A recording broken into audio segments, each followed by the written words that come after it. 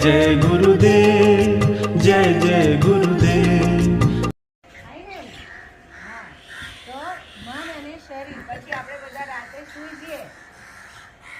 મન, શરીર, બુદ્ધિ આપણી એક નથી, એ અલગ અલગ ચાલે. રાતે પથારીમાં સૂઈએ તો થાક લાગે એટલે શરીરને શું કરવાનું જોઈએ? આરામ જોઈએ ને. પણ આપણે શું કરીએ? ગામડાની છોકરીઓ તો કદાચ નહીં ચલાવતી મોબાઈલ, પણ જેની પાસે હોય એ શું કરે? અથવા માતા પિતા પણ રાતે શું કરતા હોય? મોબાઈલ જોતા હોય ને. હા, તો શરીરને તો જરૂર છે આરામની. બુદ્ધિને ખબર બી છે, બુદ્ધિ કે સુઈ જા, વહેલું ઉઠવાનું છે, તો મન શું કરે? મોબાઈલ જોવે. તો શરીર, મન, બુદ્ધિ કશું બી સાથે નથી ને સાથે. તો યોગના માધ્યમથી આ ત્રણેય વસ્તુ આપણી ચારે વસ્તુ એક સાથે આવી શકે. એ રીતે સૌથી પહેલા આપણે જે આસન કરીએ, સૂર્ય નમસ્કાર કરીએ, અહીંયાની જે સૂચના મળે એ સાંભળીએ. બરાબર આપણું મન એમાં જોડીએ એટલે પછી શરીર કોઈ પણ ભૂલ કર્યા વગર શરીર પણ એમાં જોડાય. સૌથી પહેલા શરીર અને મનને જોડવાનું.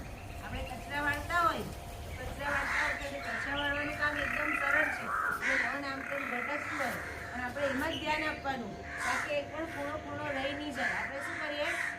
જલ્દી વાળી નાખીએ, પણ એવું નહીં.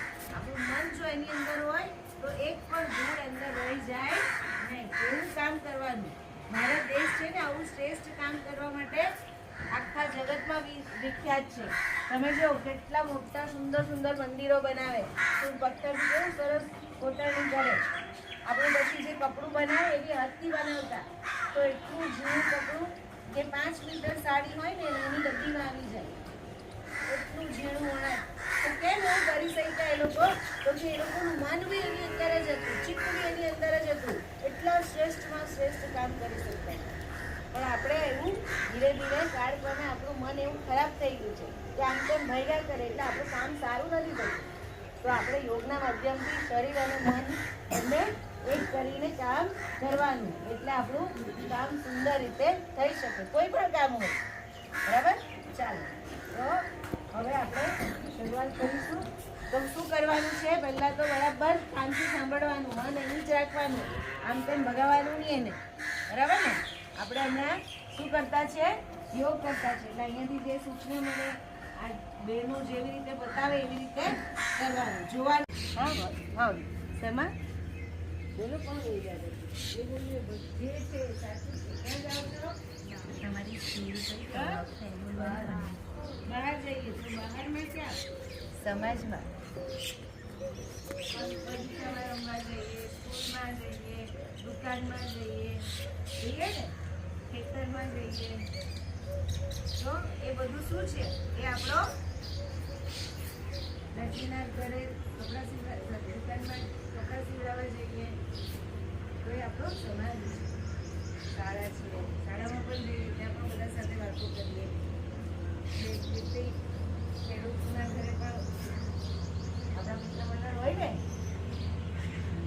તો એવી રીતે આ સમાજ, ખેડૂત ખેતી કરે છે, દરજી કપડાં સીવે છે, કુંભાર માટલા ઘડે છે, સફાઈ કામદાર સફાઈ કરે છે, તો પછી જે ઉદ્યોગપતિઓ છે મોટી વસ્તુઓનું નિર્માણ કરે છે.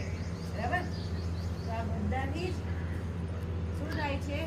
આપણને બધી વસ્તુની જરૂર પડે ને, એ બધાના સહયોગથી આપણું આ શરીર, મન, બુદ્ધિ આપણું જીવન ચાલે છે. તો હવે આ ને સાથે સાથે બંને પ્રક્રિયા એક સાથે થાય. એવું નહીં કે હું પહેલાં મારી ઠીક કરી લઉં પછી બીજું. તો આ સમાજ સાથે આપણે જોડાયેલા છે કે નહીં જોડાયેલા? બોલો, જોડાયેલા છે ને. સ્કૂલમાં નહીં જાવ તો વિદ્યા નહીં મળે. હા ને? ખેતી કોઈ ખેડૂત નહીં કરે તો આપણને અનાજ મળે નહીં. તો આ બધા જ લોકોનું આપણા ઉપર શું છે? અધિકાર છે. આ બધા છે તો આપણે છીએ, નહીં તો જીવન જીવાય. તો આપણે આપણી જાતને બીજે ક્યાં જોડવાની છે? બતાવો તો. સૌથી પહેલાં